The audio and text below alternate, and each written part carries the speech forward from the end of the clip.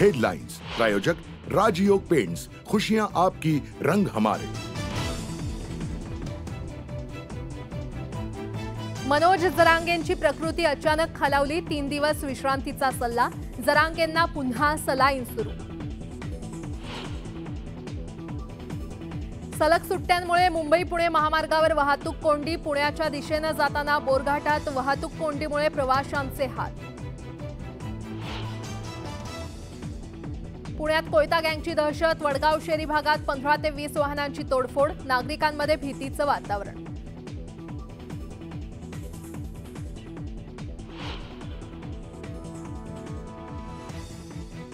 सरकारच्या शिष्टमंडळाच्या भेटीनंतर लक्ष्मण हाकेंचं उपोषण स्थगित, लवकरच पुढची दिशा ठरवणार हाकेंची घोषणा, हाकेंवर उपचार सुरू।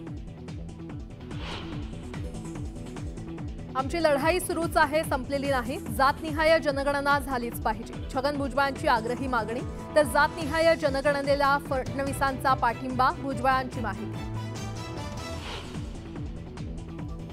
आरक्षण हा गरिबी हटावचा कार्यक्रम नाही, आमचं ताट त्यांना नको, त्यांना दुसरं ताट द्या, मंत्री छगन भुजबळांची सरकारकडे मागणी। आंदोलन कसं करावं हे लक्ष्मण हाकेंकडून शिका, अरेरावीची भाषा करणाऱ्या मनोज जरांगेंना पंकजा मुंडेंचा टोला।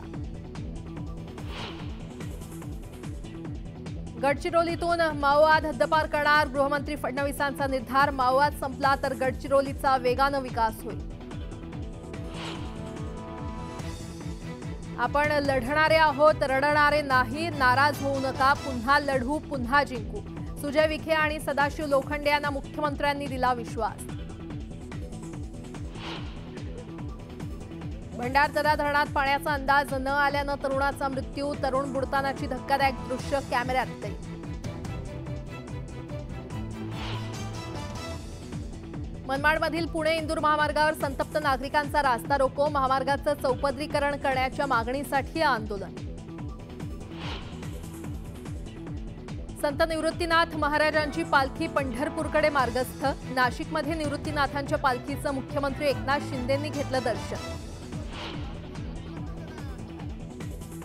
आणि येत्या 7 जुलैपासून पंढरपुरातील विठ्ठल मंदिर 24 तास खुलं राहणार, आषाढी वारीनिमित्तानं पंढरपुरात येणाऱ्या वारकऱ्यांसाठी मंदिर समितीचा मोठा निर्णय।